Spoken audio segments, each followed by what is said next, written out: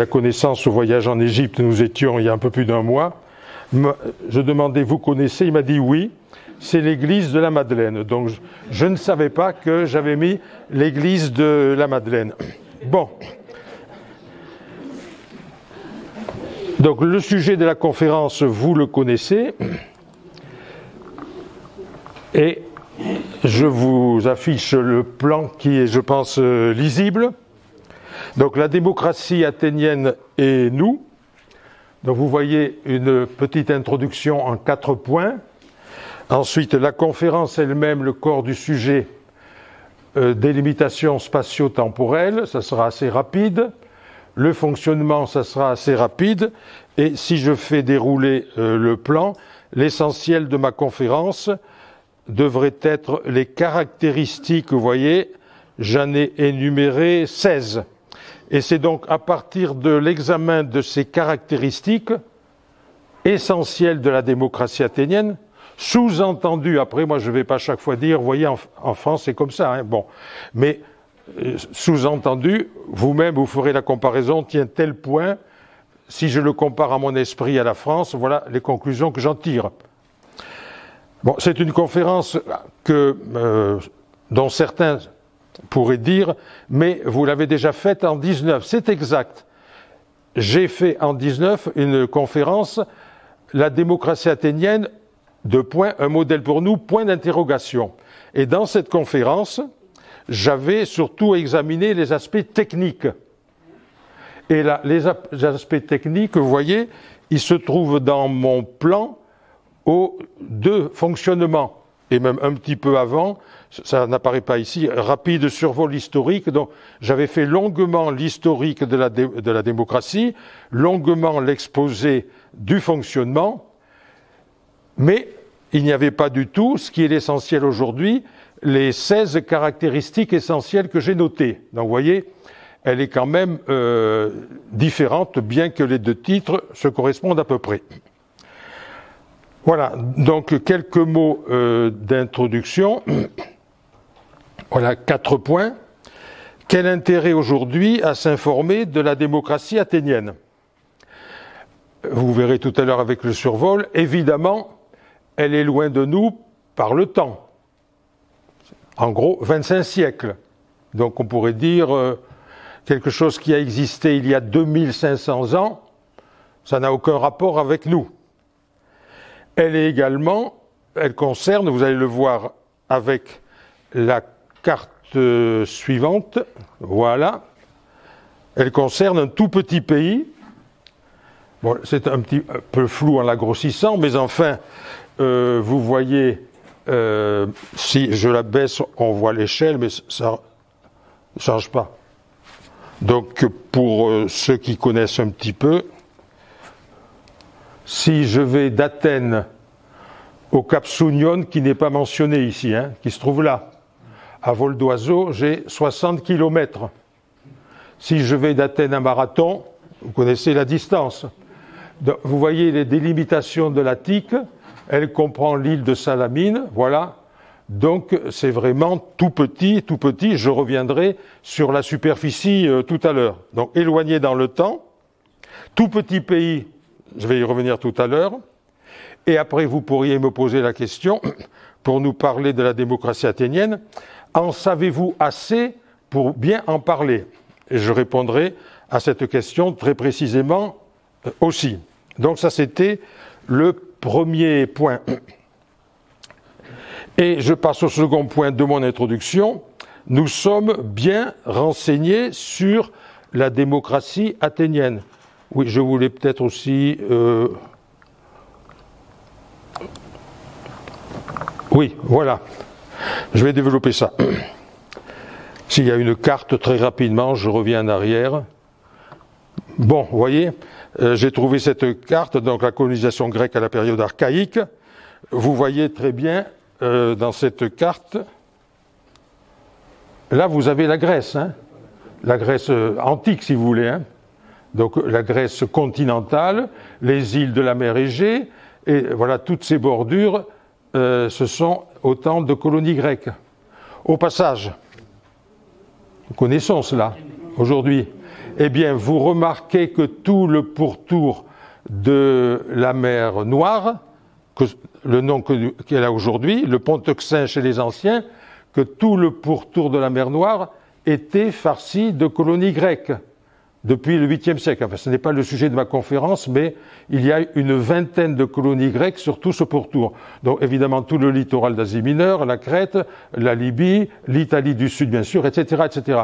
Donc vous voyez, ma conférence porte sur ce tout petit bout qu'est l'Attique. Je reviens maintenant sur, donc, est-ce que nous sommes bien renseignés?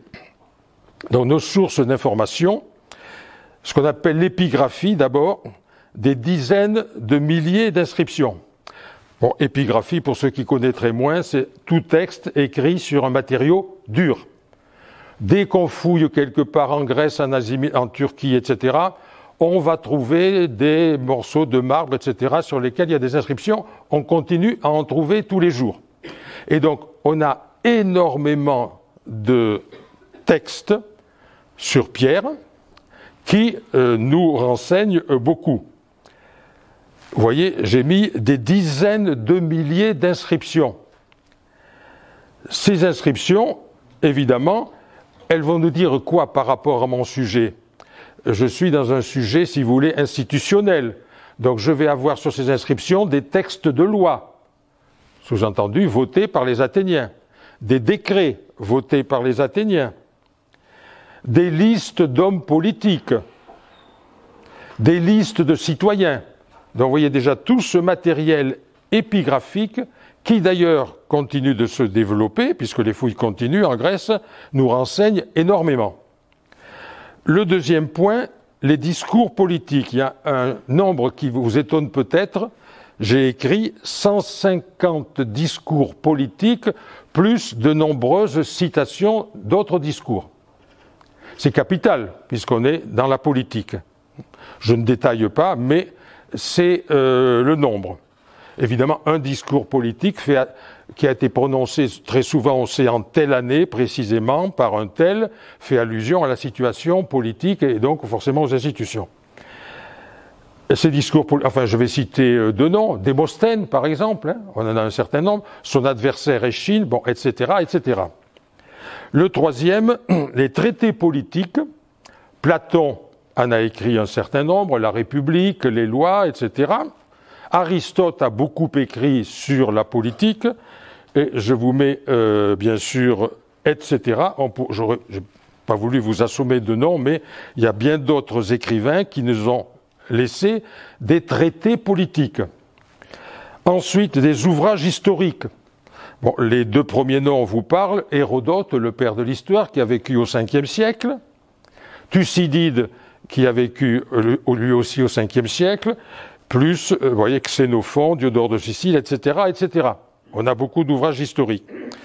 Et enfin, on ne s'y attendrait pas, les œuvres théâtrales, en particulier, je vous mets les comédies, parce qu'une comédie qui est représentée en une année précise, je pense en particulier à celle d'Aristophane, fait toujours référence à ce que nous appellerions, nous, l'opinion publique et aux faits actuels. Et donc ça nous renseigne énormément. Et enfin, des lexiques et des dictionnaires antiques. Donc, on a le droit de dire nous sommes très bien renseignés sur la démocratie athénienne. J'en suis toujours à mon introduction puisque je disais est-ce qu'on a suffisamment de renseignements? Il y a un point de mon introduction, je pense que j'avais écrit là, voilà, le point 3, vous voyez, les démocraties en Grèce. Si j'avais intitulé ma conférence La démocratie en Grèce et nous, j'aurais commis une faute énorme. Quand on parle de démocratie, c'est la démocratie athénienne. Donc je voudrais le développer assez rapidement. Bon, d'abord le mot évidemment démocratie, démokratia, c'est grec, le gouvernement, la force du peuple. Donc il est bien attesté. Par exemple, il est attesté chez Hérodote, je vous disais qu'il est du 5e siècle, mais vous allez voir, la démocratie a existé avant qu'Hérodote écrive le mot.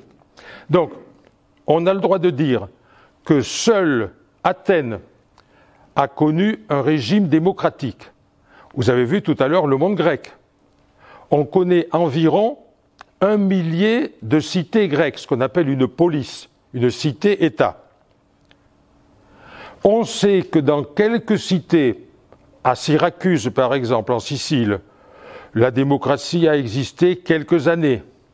À Argos, dans le Péloponnèse, elle a existé quelques années. Donc, nos sources nous disent que ici ou là, il y a eu des tentatives démocratiques avec une existence éphémère. La démocratie a été créée à Athènes et on peut dire qu'elle n'a existé qu'à Athènes. C'est pour ça que j'ai bien écrit la démocratie athénienne. C'est ainsi. Voilà.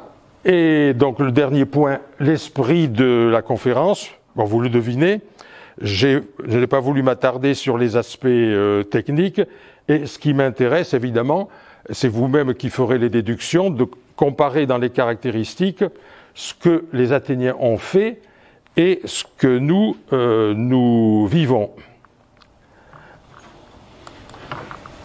Ça c'est fait.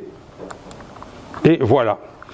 Le point suivant, la démocratie athénienne, délimitation spatio-temporelle. Voyez la superficie de l'Attique, vous l'avez vu sur la carte, 2500 km². En gros, c'est un peu plus que la moitié que celle de notre département, qui fait 4500 environ. Hein. Donc, à peine un peu plus que la moitié des Hautes-Pyrénées. La population, tout de suite, il n'y avait pas de recensement, etc. Mais en croisant les sources qui sont multiples, on a une certaine idée.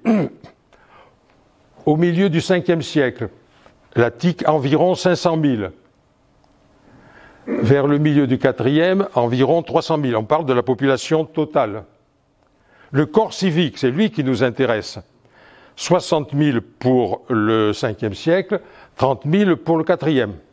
Donc quand nous parlons de démocratie athénienne, nous parlons, si c'est pour le 5e siècle, de 60 000 Athéniens qui ont les droits civiques.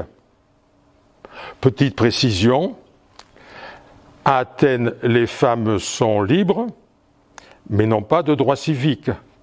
Au cas où vous trouveriez cela scandaleux, en France, on a mis beaucoup de temps à donner aux femmes les droits civiques. Les Turcs, avec Atatürk, nous ont précédés d'une bonne trentaine d'années, sinon davantage. Voyez, donc, j'insiste, les femmes sont libres. Mais les seuls qui ont des droits civiques sont, évidemment, les mâles. Évidemment, les esclaves n'ont pas de droits civiques. Évidemment, les Grecs d'autres cités qui habitent à Athènes, qu'on appelle les métèques, n'ont pas de droits civiques non plus, puisqu'ils ne sont pas athéniens.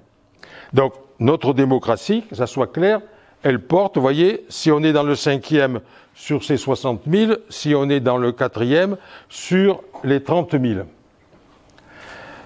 Je reviens, si peut-être je peux le dire maintenant, j'ai oublié, ça fait rien, je reviendrai tout à l'heure, excusez-moi, mais c'est pas capital. Hein. Je continue. Donc, le survol historique rapide. Avant la démocratie, je passe sur les dates, hein, Athènes a connu, si je remonte juste avant la démocratie, ce qui est important, c'est celui-là. Voilà. Vous voyez, instauration de la démocratie, 508. Donc si je remonte dans le temps, juste avant, il y avait une tyrannie qui a duré une cinquantaine d'années. Juste avant, il y avait un gouvernement d'aristocrates. Et un peu avant, la royauté. Bon, pas besoin de donner les dates, mais pour vous donner une idée. Donc si vous voulez, en remontant très loin, pendant longtemps, partout en Grèce, on a eu des royautés. C'est à peu près général. On a eu ensuite des gouvernements aristocratiques. Et à Athènes seulement, on est passé de l'aristocratie à la démocratie. Voilà, la tyrannie, c'est les fameux Pisistrates qui étaient tyrans d'Athènes. Donc, vous remarquez que Pisistrates, parce Pisistrate a régné pendant longtemps, et après, ce sont ses fils, Hippias, son fils Hippias, l'aîné, qui a régné. Donc Hippias est renversé en 510. Vous voyez qu'il s'écoule 2 petites années entre le renversement de la tyrannie et l'instauration de la démocratie. Donc la date capitale, j'y insiste beaucoup, c'est celle-là. Clisthène l'instaure. Je ne vais pas rentrer dans le détail, je l'avais longuement expliqué. Le côté paradoxal, mais c'est l'un des paradoxes courants de la démocratie athénienne, c'est que Clisthène était un noble. J'anticipe un petit peu.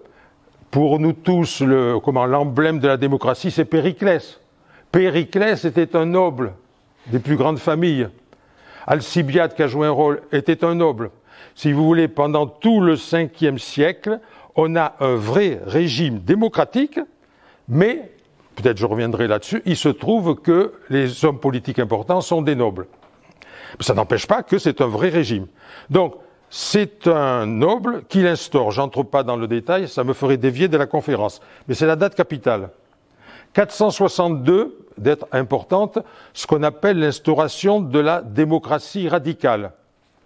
Ah, j'ai oublié Solon, je reviendrai un petit peu en arrière. Donc, quand Clisthène l'instaure, on peut dire qu'elle est presque parfaite. En 462, cet Éphialte, si vous voulez, dépouille une institution qui vous dit quelque chose, Aréopage. Donc avant lui, cet Aréopage avait encore des pouvoirs très importants. Éphialte, aidé par Périclès et d'autres, dépouille l'Aréopage de ses derniers pouvoirs politiques. Donc on parle, à juste titre, de démocratie radicale. Mais je me permets d'insister, dès 508, c'est la vraie démocratie quand même. Et enfin, 322, fin définitive du régime démocratique. Donc, vous ferez le calcul vous-même, je crois que je l'ai fait, elle a duré 186 ans.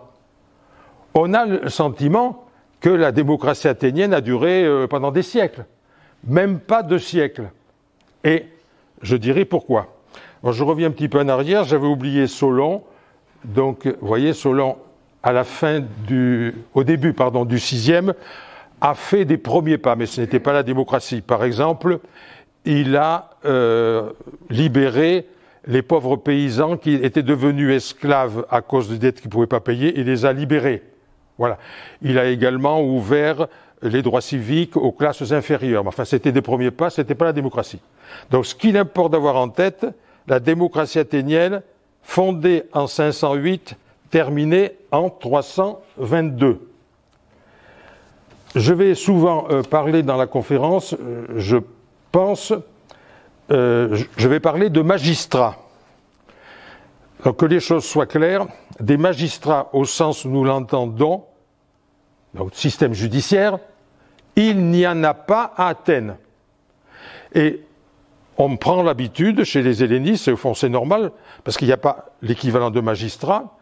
On entend magistrat dans le sens où nous disons, par exemple, que le président de la République est le premier magistrat de France, de magistrature municipale, etc. Donc, il n'y a pas de magistrat judiciaire à Athènes, et donc quand j'emploie le mot magistrat, vous comprenez, quelqu'un qui exerce une fonction publique, un homme politique essentiellement. Voilà, un magistrat, c'est un homme politique. Voyons maintenant donc le fonctionnement. Alors, caractéristiques essentielles. Voilà, fonctionnement. 3 organes principaux, je voyais en 2 points. Les organes principaux d'un côté et les procédures de contrôle des magistrats au sens que je viens de définir. Donc, les 3 organes principaux. J'ai repris les noms grecs. La boulée, petite parenthèse, si vous allez à Athènes, vous voyez peut-être la place Syndagma, si vous avez des souvenirs. En haut de la place Syndagma, la place de la Constitution, comme dit le mot, il y a le Parlement. En grec moderne, ça s'écrit comme en grec ancien, boulet, sauf qu'ils le prononcent différemment. Ils disent la voulie. On l'entend des fois à la télévision. La voulie, donc le Parlement athénien. Alors, ça vient de là, mais la boulée n'est pas l'équivalent de parlement. Déjà, je peux dire, il n'y a pas de parlement dans la démocratie athénienne, on y reviendra. Donc, qu'est-ce que c'est cette boulée? C'est ce qu'on traduit en français par le Conseil des 500. Vous avez vu, oui, j'ouvre une autre parenthèse, généralement, ce que je vais dire vaudra pour le IVe siècle parce que c'est le siècle pour lequel nous sommes le mieux renseignés. Vous avez vu qu'elle se termine à la fin du IVe. Donc, généralement, je parle du IVe siècle. Donc, vous avez vu IVe siècle, vous avez 30 000 citoyens. Par un mélange, parce que c'est cher aux Athéniens, un mélange de tirage au sort et d'élection. Ils aiment beaucoup mélanger les deux. Vous voyez ce qu'il y a de sous-jacent là-dessous, pas besoin d'insister. Donc, par un mélange de tirage au sort, sur les 30 000 citoyens, on en tire un panel de quelques 500. Les Athéniens étaient divisés en 10 tribus. Je reviens un tout petit peu sur la réforme de Clisthène. Ces tribus étaient constituées de quelqu'un qui habitait au nord, avec quelqu'un qui habitait au bord de la mer, avec quelqu'un qui habitait à Athènes. Je reviens en arrière. Ça, c'est tribu donc, au sens traditionnel, bien sûr. Généralement, dans un pays qui n'est pas démocratique, une tribu, elle est localisée. Donc, ce qu'a voulu Clisthène pour détruire les influences des aristocrates, une tribu sera constituée de quelqu'un qui est au nord, qui est au sud, qui est dans la ville. Pas d'influence d'aristocrates, vous voyez? Donc, je reviens maintenant. Donc, la population athénienne divisée en 10 tribus. Ces 10 tribus, chacune des 10 tribus, va fournir, par ce mélange d'élections et de tirage au sort, 50 membres. Multiplié par 10, ça nous donne 500. Et ces gens-là, puisqu'ils sont membres de la boulée, on les appelle les bouleutes. Donc, ceux des 500, on les appelle les bouleutes. Alors, quels sont les pouvoirs de cette fameuse boulée, qui est un organe, vous voyez, vraiment démocratique? Elle prépare les réunions de la fameuse ecclésia dont je parlerai ensuite. Elle fixe l'ordre du jour de l'ecclésia. Si je fais allusion à quelque chose de personnel, s'il y en a parmi vous qui participent à des conseils d'administration, l'un des pouvoirs du président d'un conseil d'administration, c'est de fixer l'ordre du jour.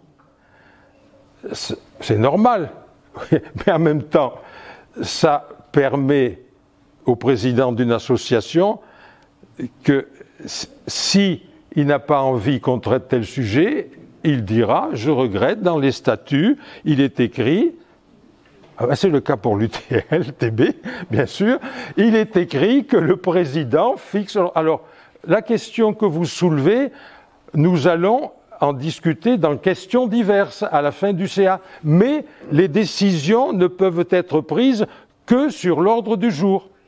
Oui, c'est capital de fixer l'ordre du jour, parce que déjà vous devinez, si la boulée fixe l'ordre du jour de l'Ecclésia, l'Assemblée du peuple, cela implique que l'Ecclésia, on va le voir, qui semble avoir tous les pouvoirs, ne les a pas tous, elle n'a pas le droit de sortir de l'ordre du jour fixé par la boulée.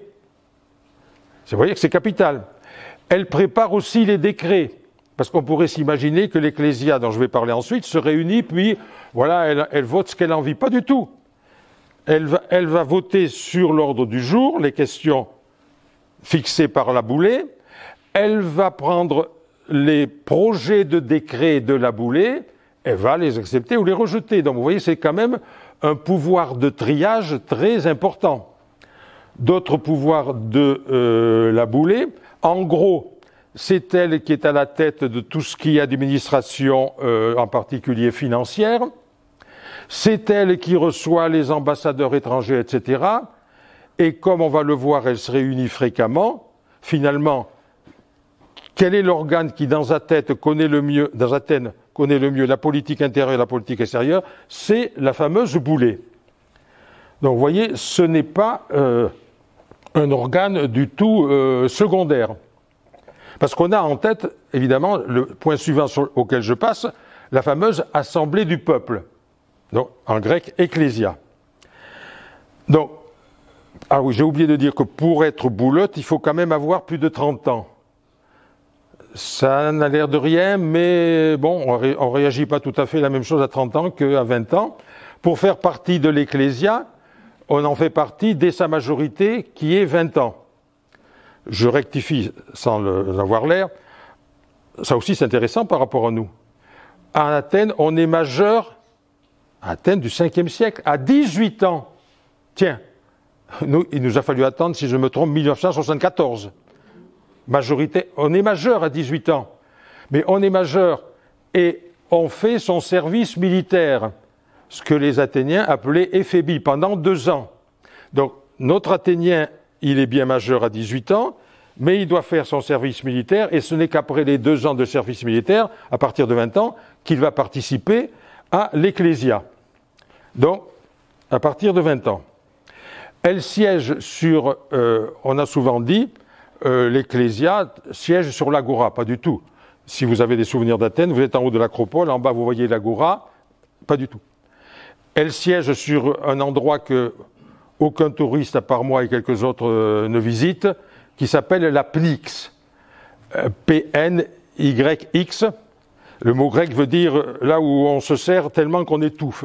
C'est une colline qui est en face de l'Acropole, alors qu'on voit mal de l'Acropole. Voilà, une colline qui avait été plus ou moins arasée. Et siéger, c'est une façon de parler, ils siègent comme moi, debout, bien sûr. Hein. Donc ils sont là debout pendant plusieurs heures. C'est là le lieu de réunion de l'Ecclésia. Des fois, elle se réunit dans un endroit que vous connaissez peut-être mieux, le fameux théâtre de Dionysos. Si vous êtes en haut de l'Acropole, sur une pente de l'Acropole, vous voyez, des fois, exceptionnellement, sur le théâtre de Dionysos. Donc ça, c'était le lieu où elle siège, l'Ecclésia. Et je passe maintenant donc à ses pouvoirs. Alors, en gros, elle paraît avoir tous les pouvoirs électoraux. Les principaux chefs politiques d'Athènes, il n'y en a pas un. Chez les Romains, c'était les 2 consuls qui pouvaient se gêner. Généralement, c'est ce qu'ils faisaient. Et à Athènes, si vous voulez, il y en avait 10, qu'on appelle les stratèges. Stratégos, ça veut dire général. Ce qui en dit long, d'ailleurs, sur la vie athénienne. Si on élit comme chef principal des stratégoi, c'est parce qu'on fait la guerre sans arrêt. Mais je passe. Ce sont eux les véritables chefs de la politique. On en élit 10 par an. Ne me demandez pas qui est le chef parmi eux. Aucun. Ils sont à égalité. Débrouillez-vous pour vous entendre. C'est l'Ecclésia qui les élit. Durée de leur mandat, 1 an.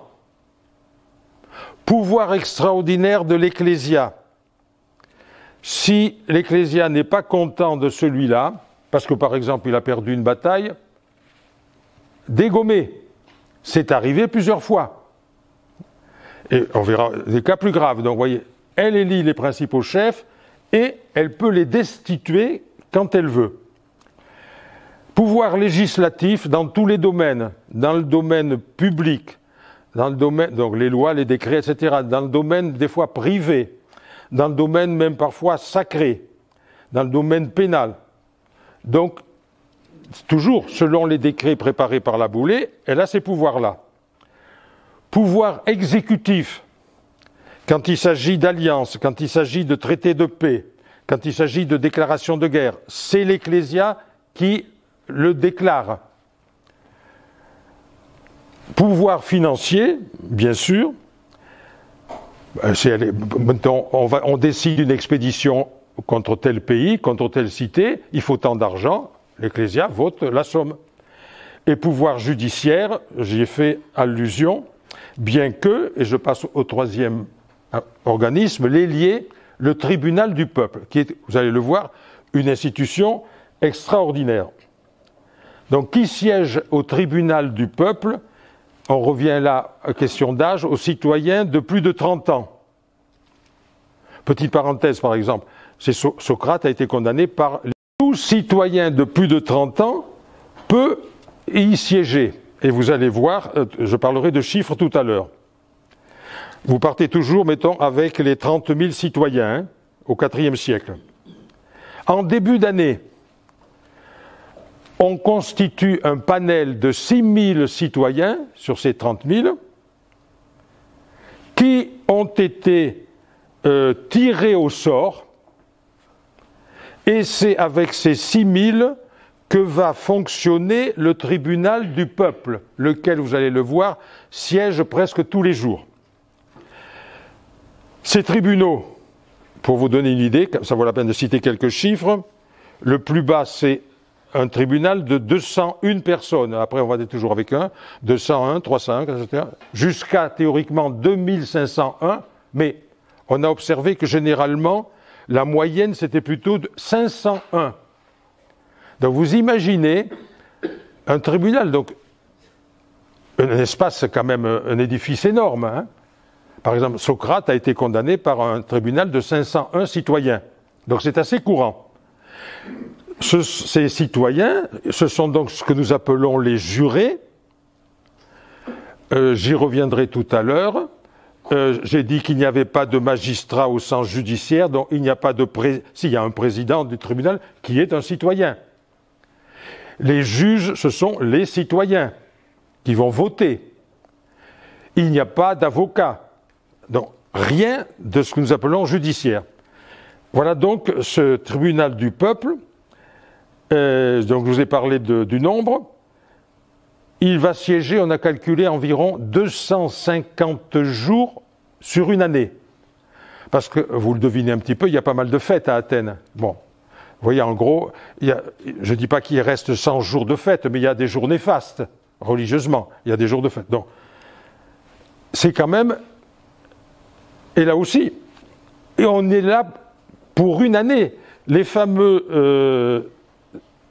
le panel de 6000 qui a été tiré au sort, il est là pour une année.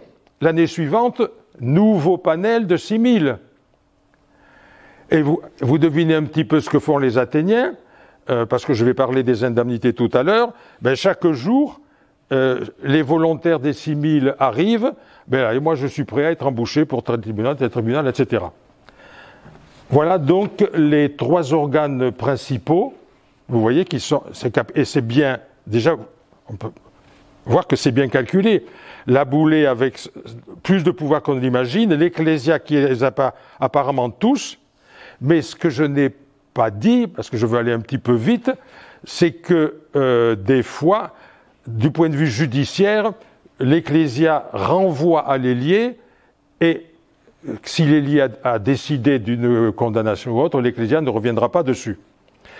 Vous avez bien vu, tribunal du peuple, je me permets là de faire la comparaison, il nous reste dans nos tribunaux, les jurés sont des gens du peuple. Cela nous vient des Athéniens. Justice rendue uniquement par le peuple. Les procédures de contrôle, voilà, j'en ai relevé 2. Avant d'entrer en fonction, alors, vous voyez, est-ce un vrai et honorable citoyen ? Sous-entendu, si je pose cette question, c'est qu'on ne pose pas les autres. Est-ce qu'il est capable ? Non ! La compétence, je vais y revenir, on s'en moque. Il faut que ça soit un vrai citoyen athénien.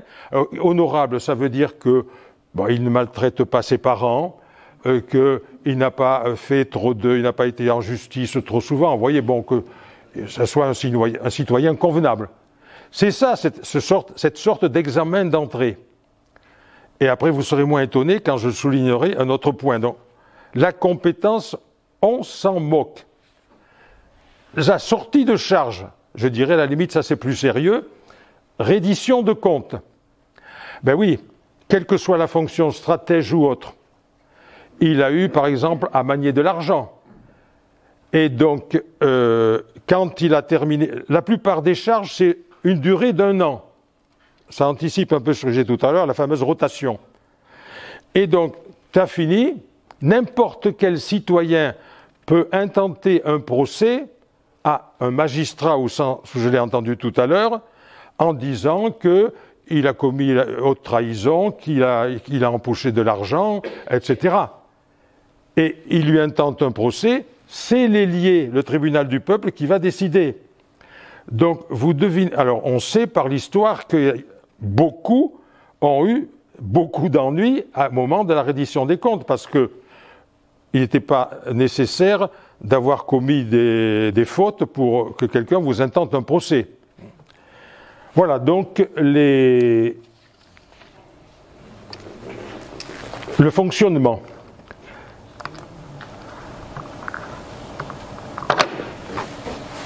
Oui, je le traiterai tout à l'heure, mais je commence donc le premier point, assez rapide, j'y ai fait allusion tout à l'heure, c'est une démocratie d'assemblée et non pas une démocratie parlementaire. J'ai dit tout à l'heure, il n'y a pas de parlement. Donc, les décisions sont prises à ce que nous appelons la majorité simple, la moitié plus une. Très simple. Ce que je n'ai pas dit tout à l'heure, c'est que dans la fameuse Ecclésia, on vote à main levée. Ça se fait encore aujourd'hui dans des associations. Aux assemblées générales, nous votons souvent à main levée. Donc, l'Ecclésia, qui a voyé tous ces pouvoirs que je disais tout à l'heure, vote à main levée. Dans la boulée, non, et dans l'ailier, on dépose un bulletin de vote. Mais enfin, je n'insiste pas sur le détail, mais ce qui est intéressant, la principale assemblée vote à main levée. Donc, décision à la majorité simple. Ensuite, l'Ecclésia, donc, à laquelle je fais nécessairement allusion, elle va se réunir durant une journée. On va voir le rythme tout à l'heure. On va commencer le matin, on va terminer très souvent en fin d'après-midi. Il y aura eu un ordre du jour dont je vous ai parlé, des décisions à prendre préparées par la boulée. Comment ça se passe? Là, on va voir aussi la comparaison avec nos parlements. Donc, la boulée a dit, il y a tel décret ou telle loi que vous allez voter. Les orateurs se succèdent, et à la fin, on dit oui, non. Si vous voulez, ce n'est pas vraiment un débat. Les orateurs se succèdent simplement pour dire s'ils sont pour ou s'ils sont contre. Donc, à l'ailier, à l'Ecclésia, au tribunal, tout le monde vote. Vote à main levée à l'Ecclésia et vote à bulletin secret, on l'a vu, à l'ailier. Et évidemment, tout le monde a le droit de prendre la parole. Il y a une expression grecque qui dit « hoboulomenos », celui qui le veut prend la parole. Il y a un autre mot grec qui dit « iségoria », égalité de parole. J'en reparlerai, mais vous imaginez déjà, si ça avait été appliqué strictement, celui qui veut prend la parole, c'est vrai. Ben encore faut-il en avoir envie, en avoir, je dirais, le toupet, savoir s'exprimer, etc. Bon. Et puis, égalité de parole. Donc, si théoriquement, tous ceux qui voulaient, au nom de l'égalité de parole, avaient pris la parole, ça n'aurait jamais fonctionné. Or, ça a fonctionné. Donc, le principe n'était pas violé, mais dans la pratique, il n'existait pas. Donc, assemblée, mais pas parlement. Grande différence avec nous. Deuxième point, donc des caractéristiques essentielles. Peut-être ce serait mieux si je vous les affichais là, voilà. Donc, fiction de la décision prise par le corps entier des citoyens. Donc, on peut parler d'une fiction. Les partisans, si vous voulez, de la démocratie radicale, parce que, bon, il y a toujours eu à Athènes, bien que le régime, voyez, ait résisté très longtemps, il y a toujours eu des gens qui regrettaient le régime précédent. Et donc, les partisans de la démocratie radicale instaurée en 462 disent que c'est, évidemment, le corps entier des citoyens qui a décidé que, en réalité, je disais, prenons le IVe siècle, 30 000 citoyens. Il n'y a pas 30 000 citoyens réunis sur la fameuse colline Pnyx dont je vous ai parlé. ils n'auraient même pas pu contenir. Mais ce n'est pas tellement le problème. En réalité, quand il y en avait 6000, c'était vraiment beaucoup. Petite considération pratique. Bon, vous avez en tête le plan de l'Attique. Vous imaginez que le paysan là, qui habite du côté du Cap Sounion, il va se lever à 3 heures du matin, ou même plus tôt, ou bien il va aller dormir la veille à Athènes pour assister à l'Ecclésia. Mais non, lui, il a à s'occuper de son artisanat, de ses terres, etc. Donc, en gros, ce sont plutôt ceux qui habitent la ville d'Athènes, le Pirée, oui, qui n'est pas loin, ce sont eux qui vont participer à l'Ecclésia. Et on a souvent eu du mal à obtenir le quorum de 6000. Donc, pratiquement pas plus de 6000 qui participent. Voilà la réalité. En outre, donc vous avez autrement dit une minorité de citoyens qui y participent. Sur cette minorité, vous avez une majorité de citoyens plutôt pauvres, ou si vous voulez les moins riches, et des votes unanimes. On pourrait se poser la question, on a quand même pas mal d'exemples, ça paraît étonnant, mais il y a pas mal de cas où l'Ecclésia votait de façon unanime, ce qui n'est pas trop le cas quand même chez nous, évidemment. Et donc, on pourrait se poser la question, est-ce que les citoyens aisés et riches, puisque vous avez vu, c'est une minorité de 6000, dans cette minorité, c'est plutôt une majorité de citoyens plus pauvres, alors est-ce que les riches étaient défavorisés? J'y répondrai plus tard. Troisième point, l'arme la plus importante, l'art de la persuasion. Là aussi, je crois qu'il est assez facile de faire la différence avec ce qui se passe chez nous. Si l'on prend chez nous les débats mettant au Parlement, si on regarde bien les choses, bien sûr qu'à l'issue d'un débat au Parlement chez nous, il y a une loi qui est votée. Mais en réalité, nous savons très bien que tout cela s'est préparé en commission. Ce qui n'est pas le cas chez les Athéniens. Vous voyez, le débat a lieu à l'Ecclésia. J'en ai dit un mot tout à l'heure, il y a un projet de loi à voter, un orateur pour, etc. Et puis on vote. Donc, on voit bien là la différence, si vous voulez, de la puissance de l'arme rhétorique, de l'art de parler, chez eux et chez nous. Chez nous, donc je reviens à ce que j'ai dit tout à l'heure, ce n'est pas ce que dit un orateur au Parlement qui va convaincre les autres. C'est évident. Ici, ah oui, il y a, mettons, 6000 citoyens, c'est l'orateur le plus persuasif qui va les convaincre de voter pour ou de voter contre. Donc, vous voyez l'importance de cet art de la persuasion. Évidemment, les hommes politiques athéniens étaient des bons orateurs. Le quatrième point, je passe très rapidement, absence de parti politique au sens moderne du mot. Ça c'est clair, il n'y a pas eu de parti politique à Athènes. Ça c'est sûr. Ce qu'on a observé, c'est que tel homme politique, si vous voulez, avait un petit groupe d'amis, mais ce n'était pas un parti.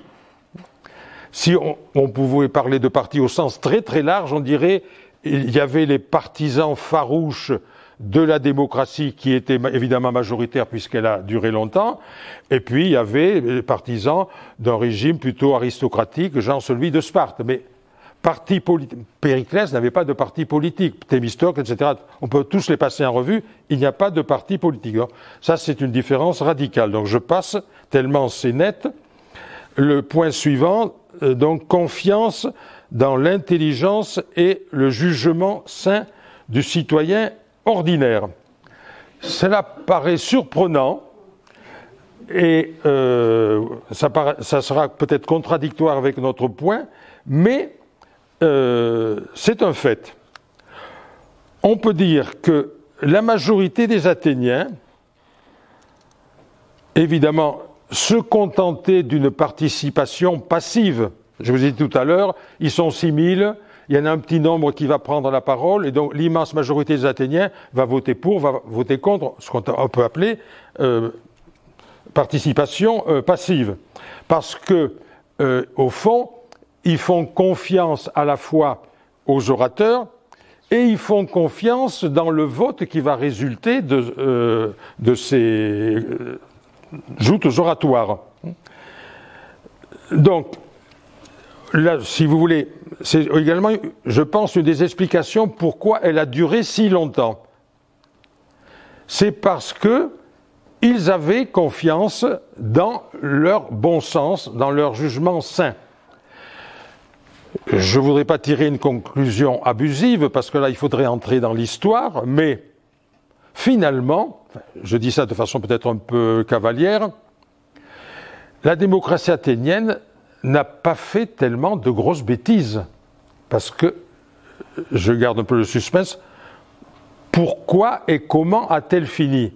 Oui, elle n'a duré que 186 ans, mais déjà, j'anticipe un peu avant de le développer plus loin, elle n'est pas morte d'elle-même.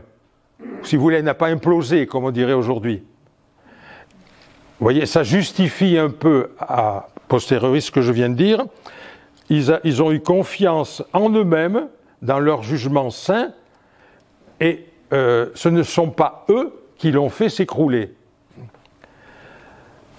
Là, le point suivant, vous voyez, qui a l'air d'aller contre, évidemment, l'hostilité au professionnalisme. Vous avez vu tout à l'heure, quand un magistrat, donc au sens où on l'a dit, doit entrer en fonction, on va voir si tu es citoyen athénien et si tu es un citoyen honorable. J'avais bien dit, les compétences, je dis bien, on s'en fiche, on n'en veut pas. Hostilité au professionnalisme. Ils estimaient, après vous jugerez à tort ou à raison, que démocratie et professionnalisme étaient incompatibles. Mais ça se comprend, vous voyez, dans la conception de la démocratie, c'est le peuple qui gouverne. Si c'est le peuple qui gouverne, c'est lui et non pas les soi-disant professionnels. Donc, hostilité très claire. Je donne deux ou trois exemples concrets. La plupart des magistrats, au sens où je l'ai défini tout à l'heure, ils étaient, par un mélange d'élection et de tirage au sort, ou si vous voulez de tirage au sort et d'élection, ils étaient mis en fonction pour une année non renouvelable. Comment voulez-vous qu'il y ait du professionnalisme? J'y suis pour un an, et après je ne peux pas arguer, non, vous voyez, j'ai acquis. Non, non, pour un an, et c'est fini. Il y avait une exception pour les stratèges. J'ouvre une parenthèse dans la parenthèse, si vous voulez. On dit Périclès a gouverné Athènes pendant le 5e, il a gouverné Athènes pendant une quinzaine d'années. Il a fallu que chaque année, il se fasse réélire stratège. Donc, bon Périclès, tu te présentes à nouveau, on te réélit. Donc, vous voyez, il y a ce tirage au sort et c'est pour un an non renouvelable. Et donc, les différents collèges, par exemple les Boulottes dont j'ai parlé, et d'autres collèges de magistrats, eh bien, en fin d'année, c'est terminé et on renouvelle. Allez lier le fameux tribunal du peuple. J'ai bien dit, pas de juge, pas d'avocat. Les jurés sont des citoyens. Le juré citoyen, il ne connaît pas spécialement tout, vous voyez, mais c'est un bon exemple. Voilà. Et donc, j'y insiste, chez nous, disons dans les démocraties occidentales, celui qui se présente va dire « élisez-moi, je suis compétent ». Non, tous, sauf ça à Athènes. Et jamais un homme politique ne dit « parce que je suis compétent ». À l'occasion, il pourra dire « j'ai remporté telle et telle victoire ». Il va dire « élisez-moi parce que je suis un bon citoyen ». Voilà. Donc, c'est quand même étonnant, hostilité dans les institutions au professionnalisme. Septièmement, le volontariat et ses inconvénients. Donc, chez nous, en France, il n'y a pas d'obligation de voter. À Athènes, il n'y avait aucune obligation de participer à la boulée, aucune obligation de participer à l'ecclésia, aucune obligation de participer à l'ailier. Le citoyen pouvait rester tranquille chez lui. Et donc, on est bien dans le volontariat. Évidemment, parce que ça tient toujours à l'amour de la liberté qu'ont les Athéniens, certes, le pouvoir appartient au peuple, et moi, si je n'ai pas envie de m'intéresser à la politique, je ne le fais pas. Et le risque, vous le devinez, si la participation avait été trop faible, eh bien, on risquait certaines décisions. Je prends un exemple, le fameux ostracisme athénien. Pour ostraciser quelqu'un, c'est-à-dire pour lui dire « tu t'en vas pendant 10 ans loin d'Athènes ». Il fallait réunir 6000 citoyens. Là, c'était un quorum nécessaire. Et donc, s'il n'y en avait pas 6000, on ne pouvait pas procéder. Donc, vous voyez, ce volontariat, là aussi, ça paraît bizarre, c'est basé sur le volontariat, mais ils ont quand même participé suffisamment. Le point suivant, motivation et responsabilité, ou pour parler en bon français, la carotte et le bâton. Donc, les motivations, on peut dire que les Athéniens ont illustré la fameuse formule d'Aristote qu'on cite souvent, l'homme est un homme politique, anthropos zoon politikon, c'est-à-dire est un homme qui est fait pour vivre dans une société organisée avec ses règles et ses valeurs. C'est tout à fait ça à Athènes. Donc, c'est bien ce qui s'est passé. Et donc, comme ils tiennent à cette activité politique partagée par tous les citoyens qui le veulent, ils ont créé des stimulants. Mais les plus simples, hein. Ce on appellerait aujourd'hui des indemnités. À partir, je ne vais pas entrer dans des dates, mais à partir assez rapidement, mais vous devinez, quelqu'un qui veut participer à l'ecclésia, enfin, j'anticipe, en gros, il y avait entre 40 et 50 séances d'ecclésia par an. Ça dure toute la journée. Si je suis à l'ecclésia, je ne suis pas chez moi à mon travail. Donc j'ai perdu ma journée. Il y a ce qu'on appelle un mistos, une indemnité de participation. À l'ailier, idem. Je suis à l'ailier, il faut que je n'ai pas perdu mon... Donc il y a une indemnité. À la boulée, idem. Donc, vous voyez, le stimulant, pour que vous vous êtes libre de ne pas participer, mais pour que vous ne perdiez pas quand même votre gagne-pain, vous avez une indemnité à la boulée, à l'ecclésia, à l'ailier. Les honneurs, cela peut nous paraître bizarre. Enfin, au cas où ça vous paraît très bizarre, il existe la Légion d'honneur chez nous. Bon, il y a des gens qui en sont friands. Hein. Il existe pour les professeurs les palmes académiques. Il y a des professeurs qui en sont friands. Il existe la Croix nationale du mérite, enfin tout ce que vous voulez. Hein. Enfin, on ne manque pas de distinction quand même chez nous. On peut s'amuser à faire des calculs. Combien de gens, chaque année, sont décorés de la Légion d'honneur? Bon, en général, ça ne leur cause pas du déplaisir. Donc, ne critiquons pas les Athéniens d'avoir mis dans la carotte les honneurs. Et chez eux, c'est sous la forme de décrets honorifiques. J'ai commencé l'exposé en vous disant qu'on avait beaucoup de documents épigraphiques avec toutes sortes de textes. On en a énormément portant des décrets honorifiques. Mais vous imaginez, quelqu'un, un homme politique, un magistrat, donc pour parler comme les Athéniens, on estime qu'il a bien rempli sa fonction. L'Ecclésia va voter un décret. C'est pas imprimé, il faut pas trouver un graveur, trouver le document, etc. Et donc, ça va coûter. C'est gravé sur la pierre, ça va prendre quelques jours pour le graver. Donc, on en connaît des dizaines et des dizaines des décrets honorifiques pour quantité d'hommes politiques. Un autre, mieux, en allant plus loin que le décret honorifique, si vous voulez, des fois une couronne d'or. Il y a un célèbre discours que tout étudiant en grec a étudié, c'est le fameux discours sur la couronne de Démosthène. Je résume très rapidement, donc Démosthène a vécu dans la deuxième moitié du IVe siècle. Démosthène, vous savez, c'est celui qui sans arrêt a dit attention, Philippe roi de Macédoine a grandi, il grignote toutes vos possessions, etc.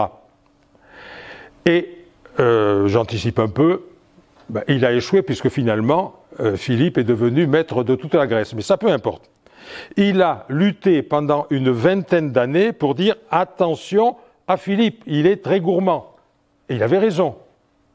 Mais sa politique a échoué puisqu'il avait beau admonester ses concitoyens, attention, attention, autrement dit, faites un petit effort de guerre, envoyer une armée, etc.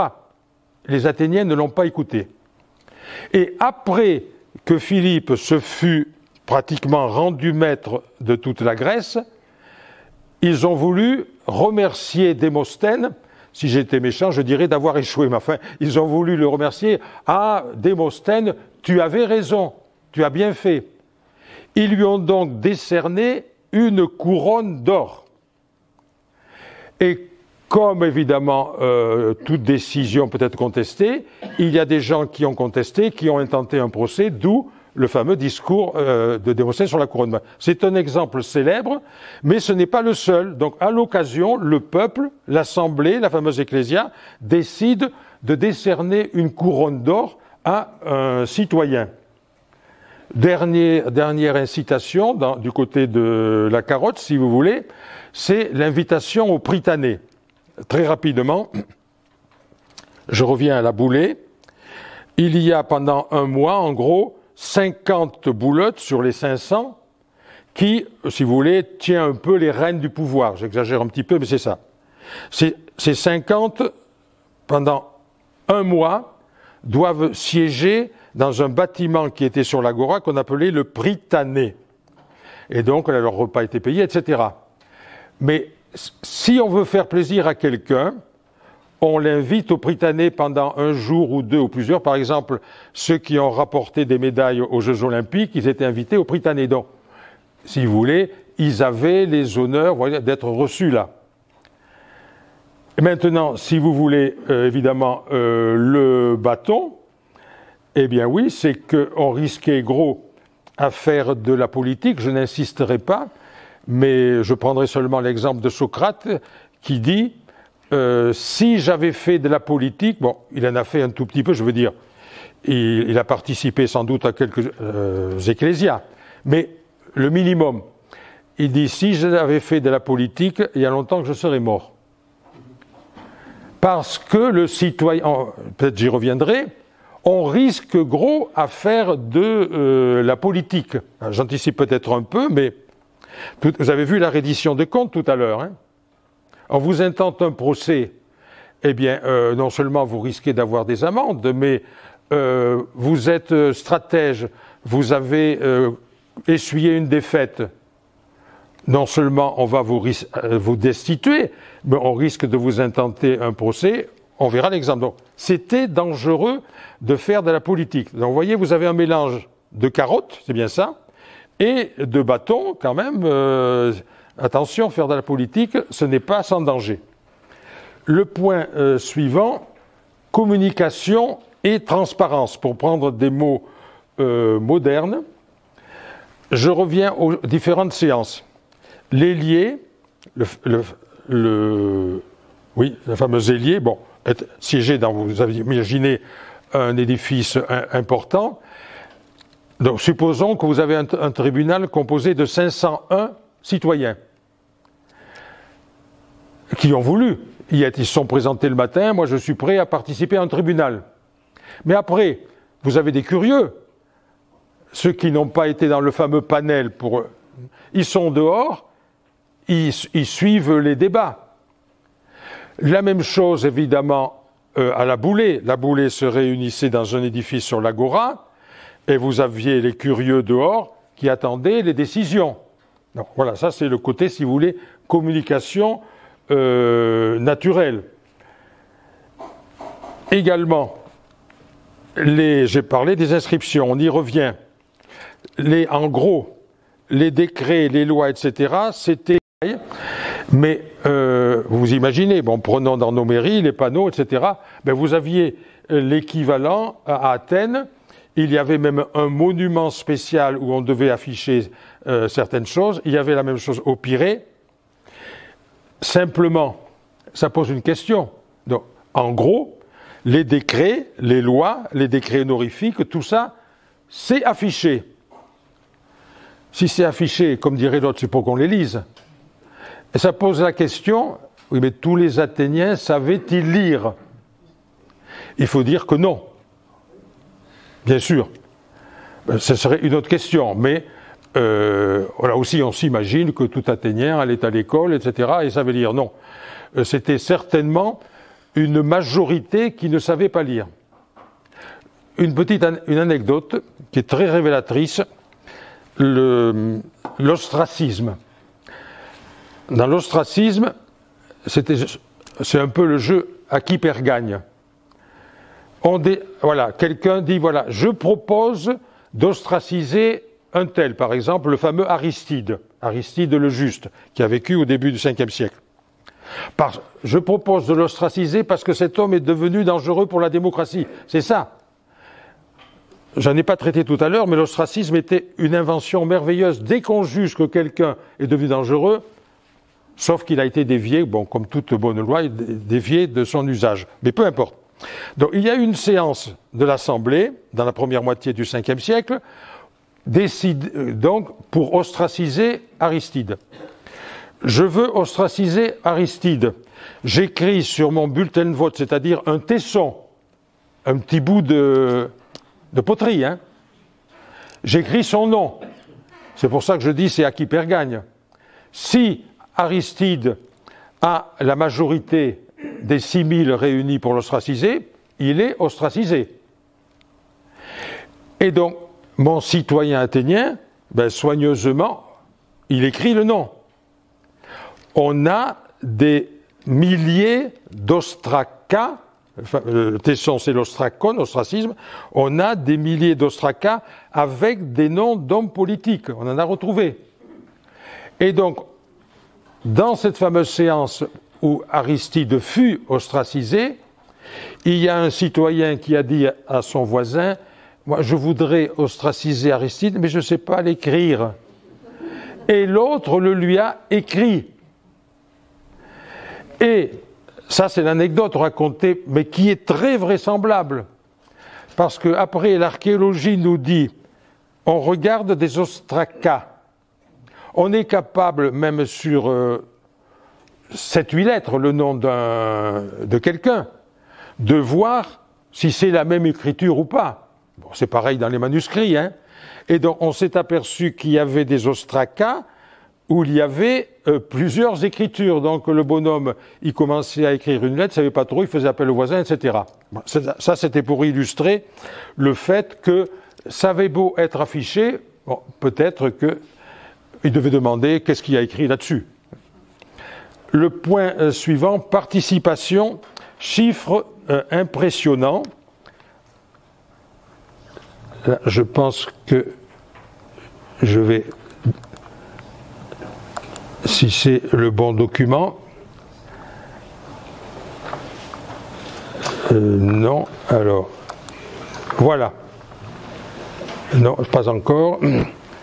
Non, je ne l'ai pas affiché, peu importe. Bon, participation, chiffre impressionnant. Je vous donne quelques chiffres. Donc, pour le IVe siècle, je vous ai dit 30 000 citoyens, dont un certain nombre de plus de 30 ans pour certains organismes. Par exemple, donc, je vous disais, la Boulée et les Liés, il faut avoir plus de 30 ans. Voilà, mais c'est le nombre de séances qui m'intéresse. La Boulée, environ 250 séances par an. Donc nos 500 bouleutes, 250 jours par an, ils doivent y être. Les Liés, le fameux tribunal du peuple, environ 200 séances par an. Vous en conclurez que si je suis boulotte, je ne peux pas être à l'ailier. Si je suis à la boulée, peu importe, ce ne sont pas les mêmes. Hein. Donc, 250 pour la boulée, 200 pour l'ailier, et l'ecclésia, je vous l'ai dit tout à l'heure, entre minimum 40, et comme il y avait des ecclésias extraordinaires, 50 séances par an. Ça fait quand même beaucoup. Vous imaginez le citoyen qui veut participer à l'ecclésia, 40 séances. Le reste du temps, il va vouloir participer, s'il a été dans le panel, à l'ailier. Voilà, vous voyez, les chiffres sont quand même impressionnants. Certains magistrats, toujours au sens où je l'ai défini, étaient en fonction tous les jours. Et ils avaient une petite indemnité pour vivre. Et donc, le plus merveilleux, c'est quand même que cela ait marché longtemps. Je passe au point suivant, le 11. La rotation, là aussi, les chiffres sont impressionnants. Vous en déduisez assez facilement. Finalement, je ne veux pas insister. Et je vais passer au point suivant, les armes contre la démagogie.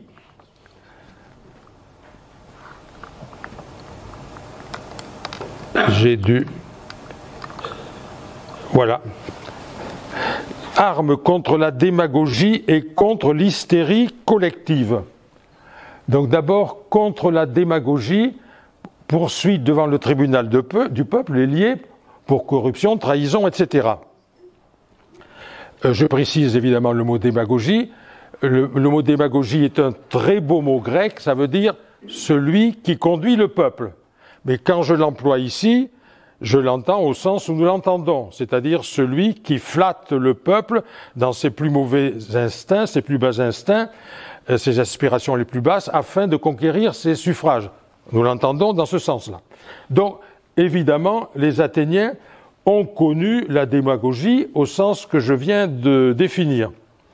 Eh bien, ils avaient, par exemple, une institution, je traduis le mot grec, ça veut dire une accusation devant le peuple, ou plus exactement, une poursuite publique.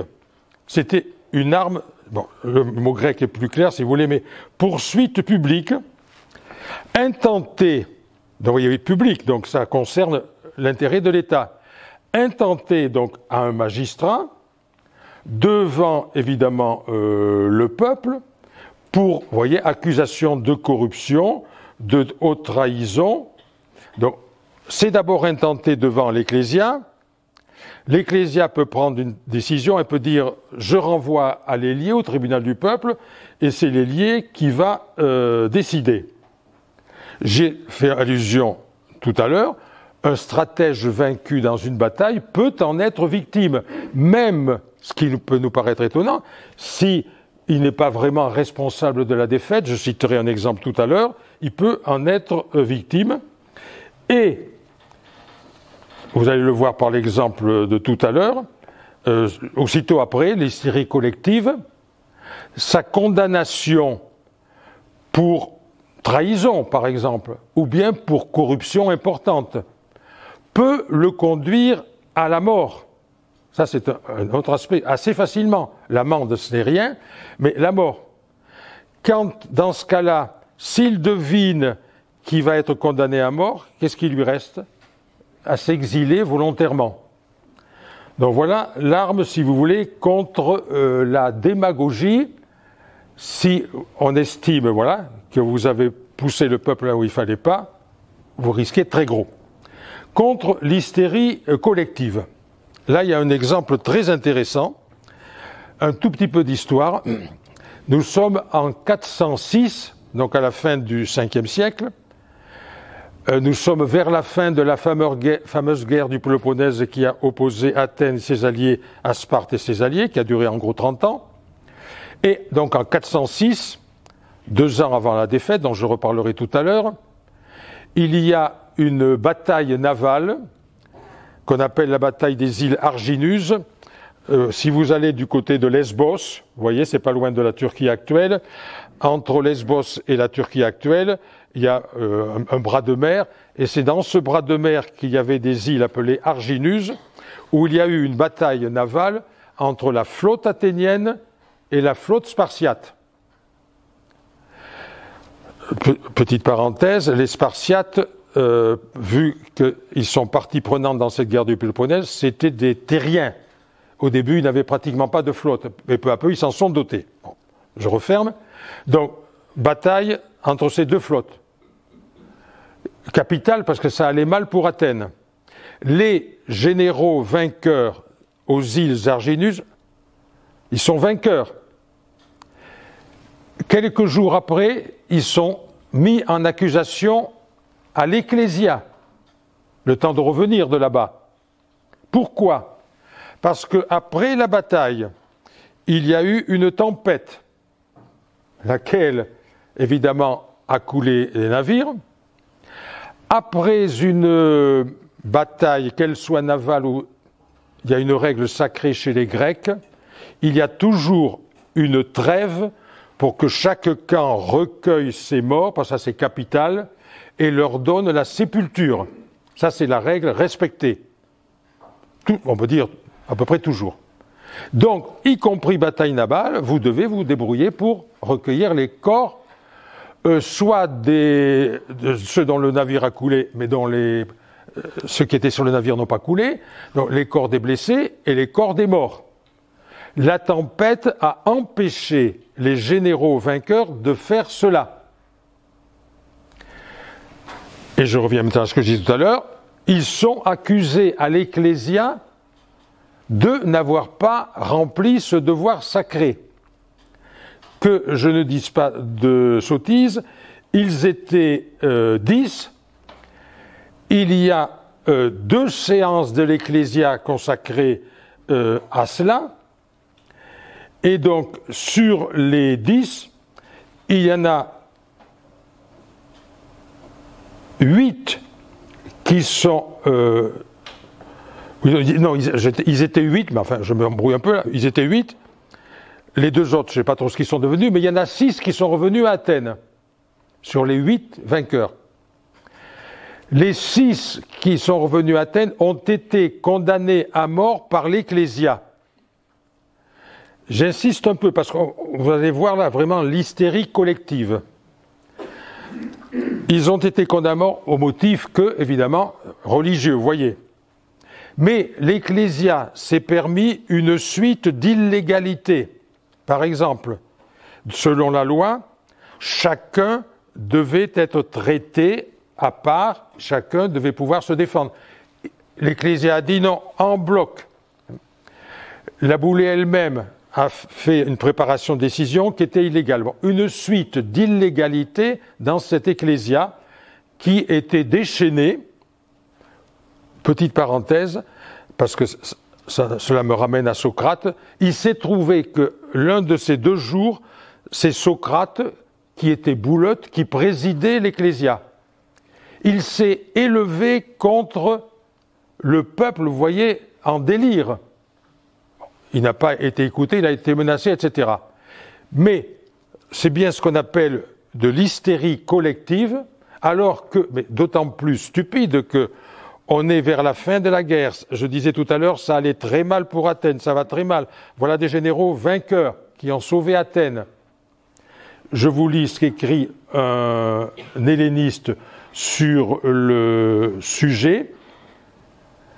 Et il dit, donc, 2 séances d'ecclésia tumultueuses où les haines personnelles et la démagogie le disputèrent à la piété la plus superstitieuse. Vous voyez, donc là, on a un exemple très clair d'hystérie collective à laquelle s'est livrée l'Ecclésia. Et donc, ils ont prévu, contre cela, vous voyez, le point que je vous mets là, des domaines importants de décision confiés à des organismes dominés par les citoyens les plus expérimentés. Très rapidement, j'ai dit tout à l'heure que pour être bouleute, il fallait avoir 30 ans.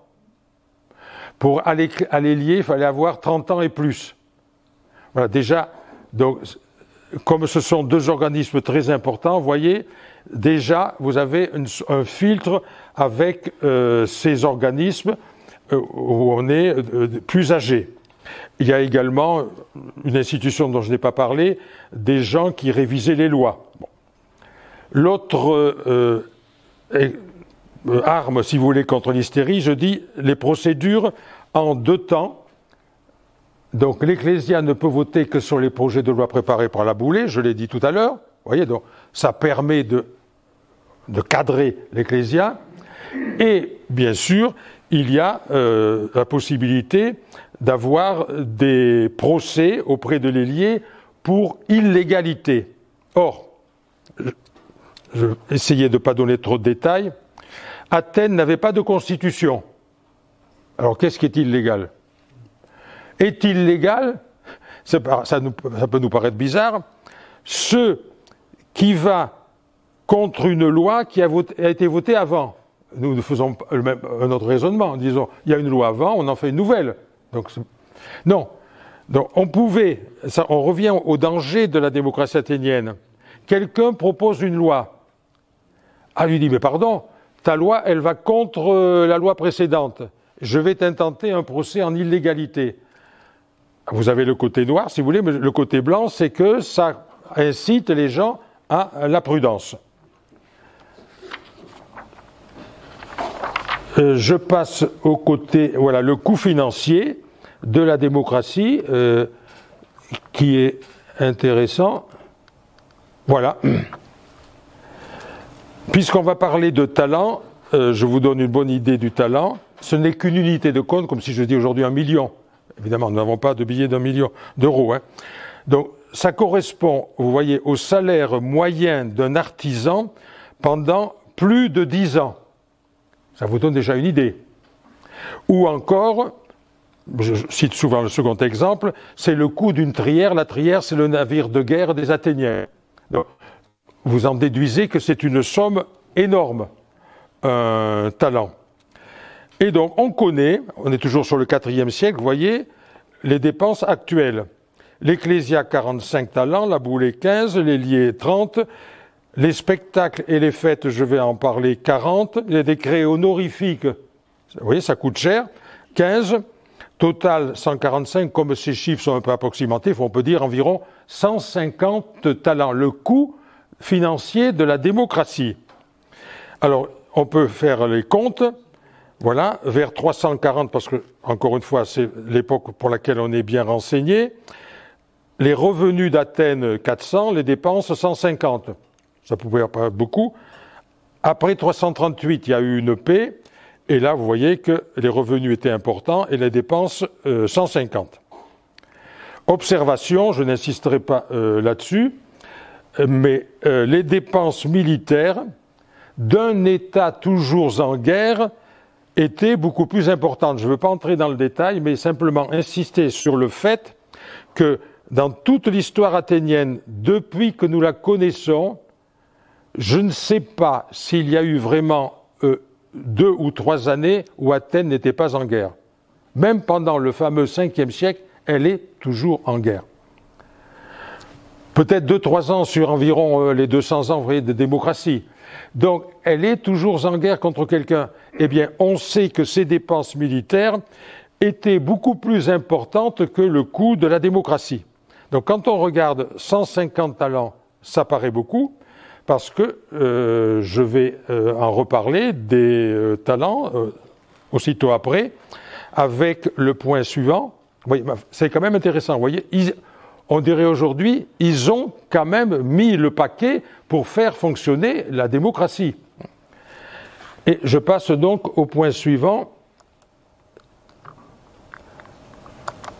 Faire payer les riches. Là aussi. Cela nous parle. Hein. Donc, on connaît bien les chiffres. À Athènes, il y a environ 2200 personnes qu'on peut appeler riches. Sur ces 1200, il y en a 300 qu'on peut appeler très riches. Alors, qu'est-ce qu'un riche? C'est celui qui a un patrimoine de plus de 3 talents. J'ai dit tout à l'heure, un talent, ça fait plus de 10 ans de salaire moyen d'un artisan. Je n'entre pas dans le détail, mais ça a été bien calculé tout ça. Ça fait quand même beaucoup. Un artisan gagnait sa vie, si vous voulez. Il ne devenait pas riche, mais il gagnait sa vie. Donc vous voyez, un talent, plus de 10 ans de salaire d'un artisan. Donc quelqu'un qui a 3 talents et plus, il peut être considéré comme riche. Et sur ces 1200, il y a quelques très riches. Exemple, vers 338, j'ai noté, il y en a un qui avait une fortune qu'on peut qualifier de considérable, sa fortune se montait à 160 talents. On parlerait aujourd'hui d'un milliardaire. Il y a d'autres exemples de gens qui avaient plus de 100 talents. Vous voyez, donc il y avait des très riches. Et donc les Athéniens ont inventé quand même quelque chose d'extraordinaire, faire payer leur démocratie en bonne partie par les très riches. J'aurais peut-être dû commencer par dire qu'il n'y a pas d'impôt à Athènes. Si j'entends par impôt, impôt général. Donc il faut d'autres sources de revenus à Athènes. Je n'entre pas dans le détail, mais donc, il n'y a pas d'impôt général.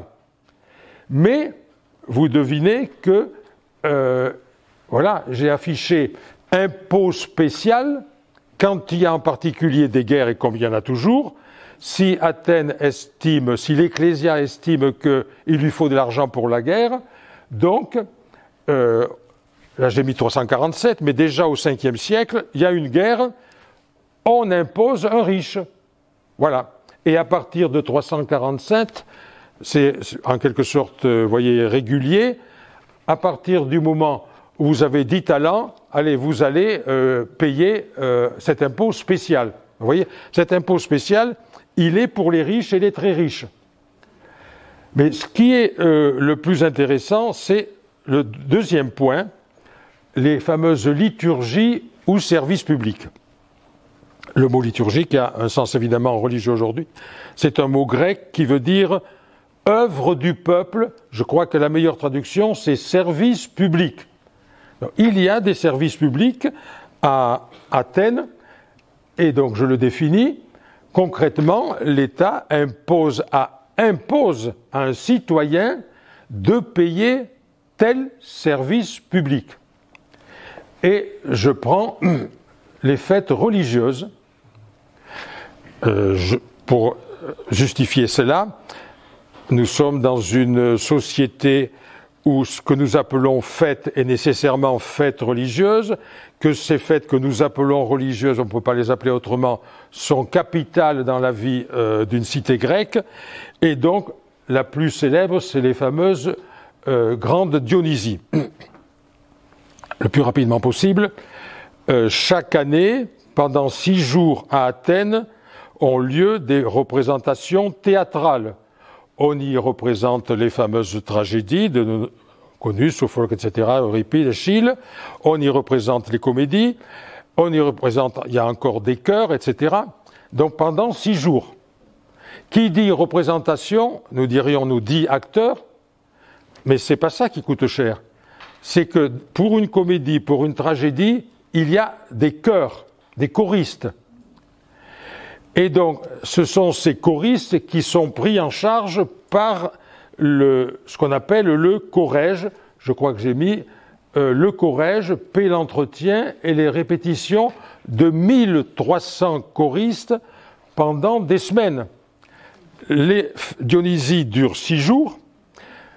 Je disais que comédie et tragédie ont des chœurs.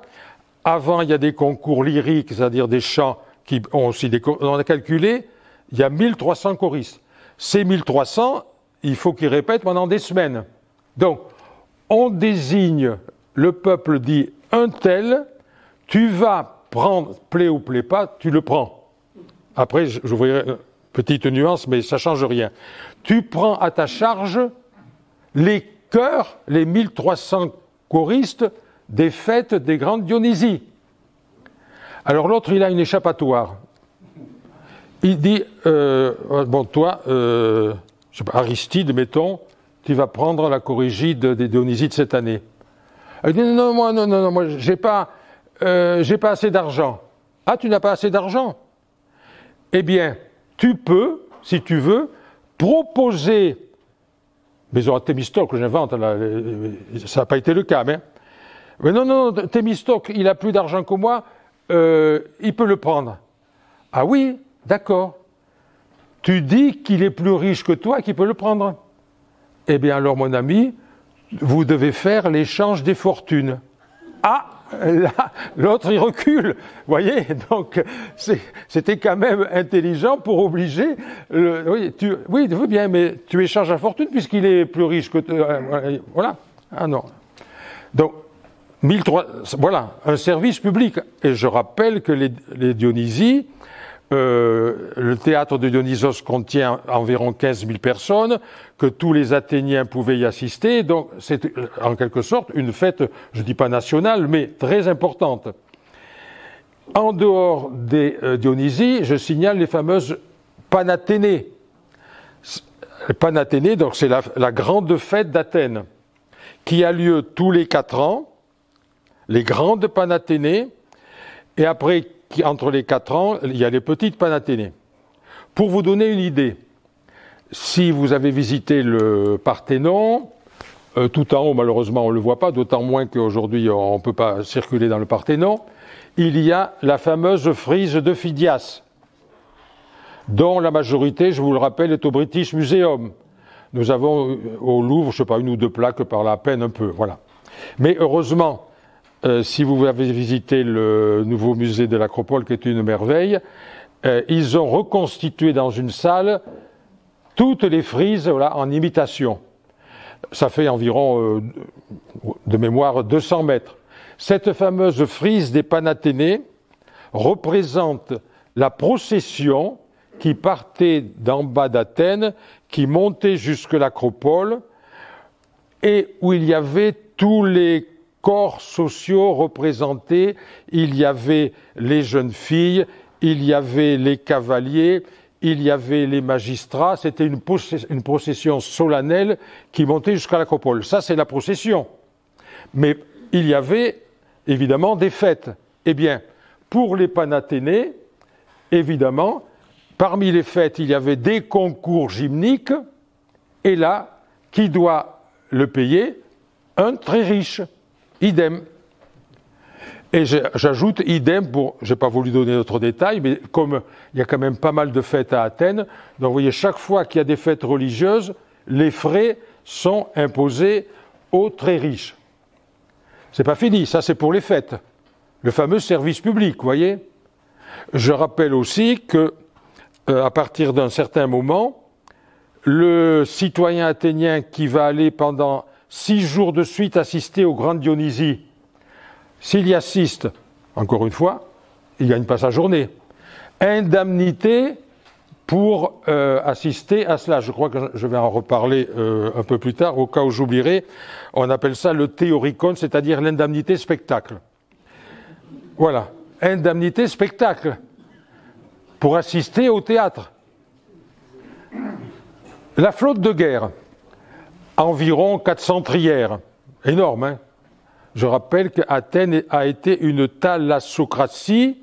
Elle a été la maîtresse de la Grèce pendant, disons, une 50aine d'années. C'est grâce à sa flotte de guerre.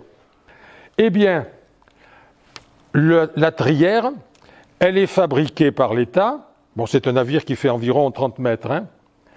Une fois qu'elle a été fabriquée par l'État, l'entretien est donné à ce qu'on appelle le triérarque. Alors, le triérarque, c'est donc un riche. Arc, parce qu'il a le commandement de la trière. Bon, tu as le commandement, mais tu as payé. Et tu dois payer l'entretien. Une trière, elle est en bois, elle est enduite, etc. Ce n'est pas un navire à vie perpétuelle. Elle est en mer pendant des jours et des jours. Et donc, une trière, ça ne dure pas longtemps. Et donc, voilà, le triérarque assure les frais de l'entretien, je disais, qui se détériorent vite.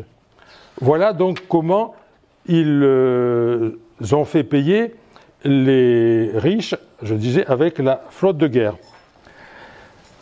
Vous voyez que ce sont des services publics importants. Et enfin, le dernier, bon, je ne l'ai pas mis parce que c'est pas besoin de trop détailler, aider les pauvres. Toujours, je suis dans mes cas essentiellement sur 2 points. Par exemple, les infirmes sans ressources. Là, on est très bien renseigné. Alors, je prends un exemple concret.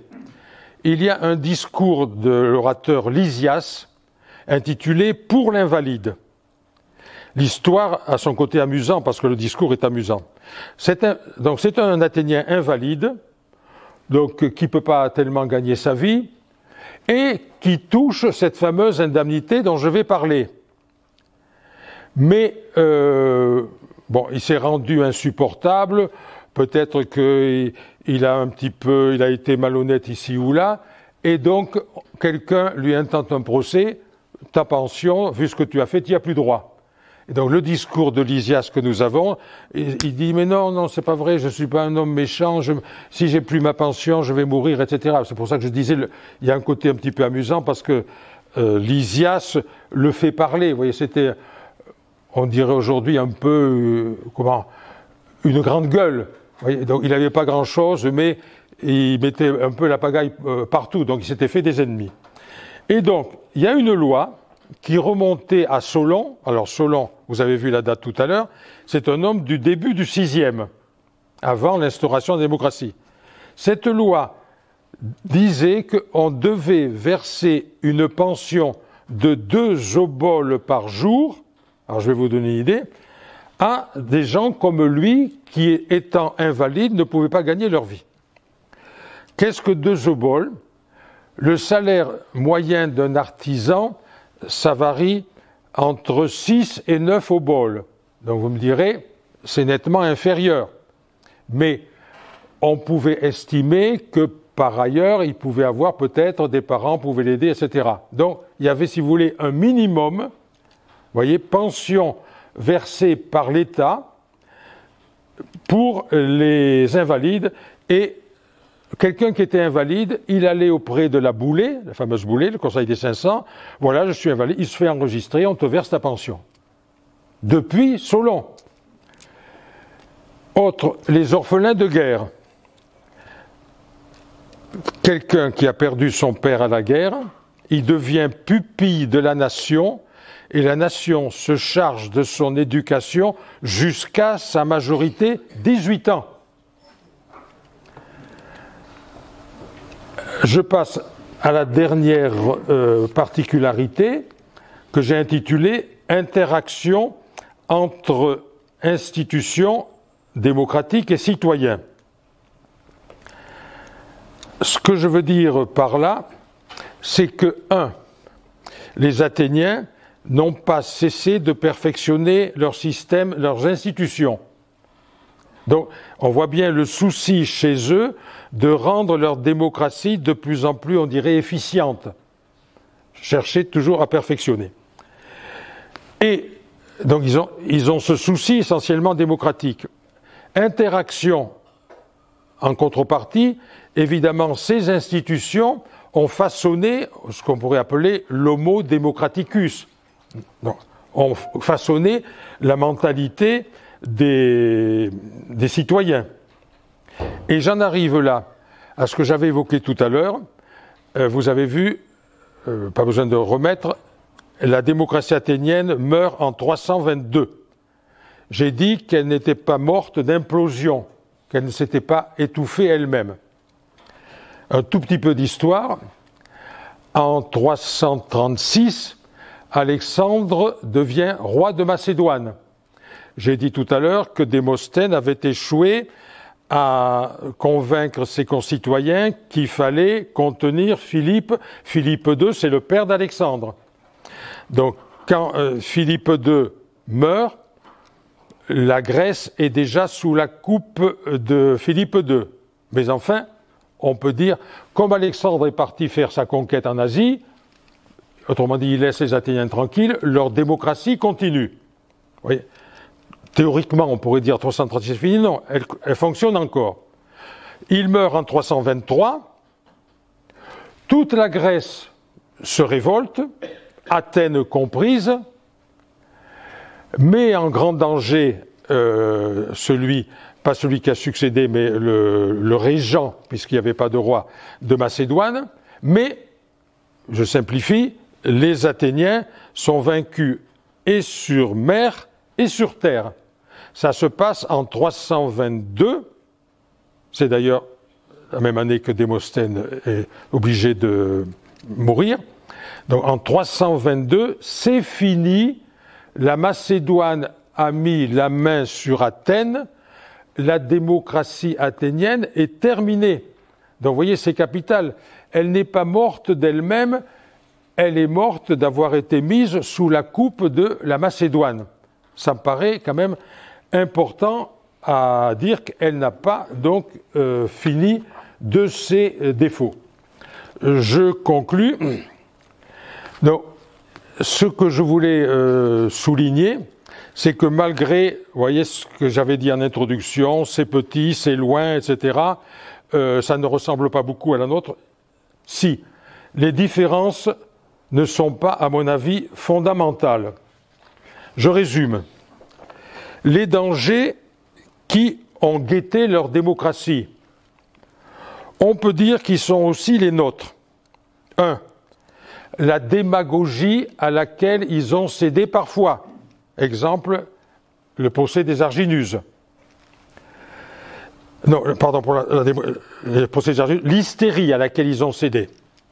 La démagogie, je n'ai pas donné d'exemple, mais j'aurais pu, sans partir dans les détails, dire que pendant la guerre du Péloponnèse, si la guerre, pas cité d'exemple, mais il y a eu des moments où si la guerre du Péloponnèse s'est prolongée, c'est à cause de la démagogie. Une chose dont je n'ai pas parlé, la violence verbale, je parle des dangers chez les Athéniens et chez nous. Vous ne pouvez pas vous imaginer combien la violence verbale était plus grande chez les Athéniens que chez nous. On a des exemples, je dis bien verbal, hein. Tuez-le. On n'entend pas trop dire quand même chez nous. Mais ça, c'était fréquent chez eux. Tuez-le. C'est une ordure. C'est une ordure, bon, on peut l'entendre, mais puisque c'est une ordure, tuez-le. Bon, j'aurais pu citer beaucoup d'exemples. Également, j'en ai pas parlé, mais si Athènes a pu, si vous voulez, dominer son siècle, c'est parce qu'elle était impérialisme. Enfin, je passe. Et enfin, vous l'avez deviné un peu, si vous pensez à Démosthène, le refus de l'effort qu'il fallait pour contenir la puissance de Démosthène, vous voyez, donc autant de dangers. Mais je voudrais terminer sur les choses admirables de la démocratie athénienne.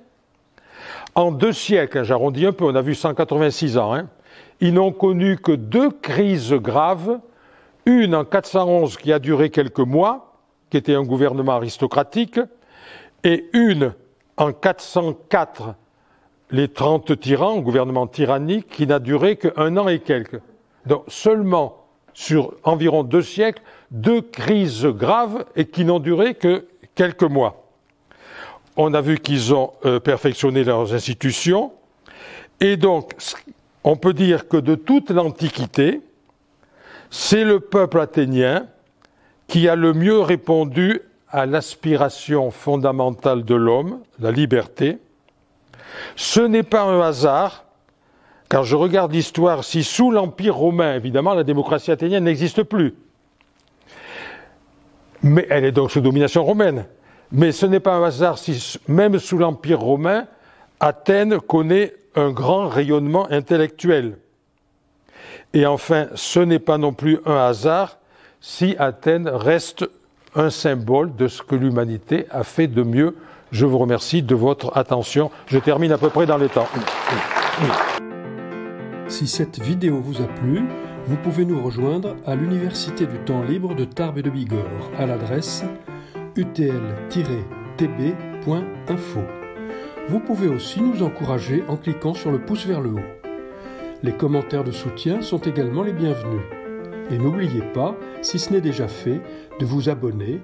Merci et à bientôt.